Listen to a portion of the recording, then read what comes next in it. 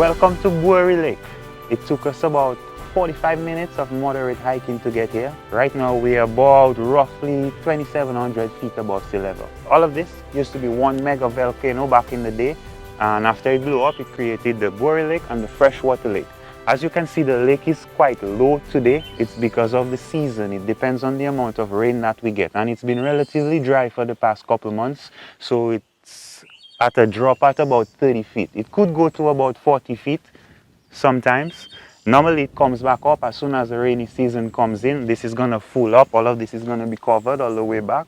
It's going to be pretty nice again. This is a very unique place. Not many people come here, so it's never crowded, and it's also a very good place to go swimming if you have what it takes. The water is about anywhere from 17 to 20 degrees Celsius. For us in the Caribbean, that's freezing. So we're going to go take a swim, but let's check it out.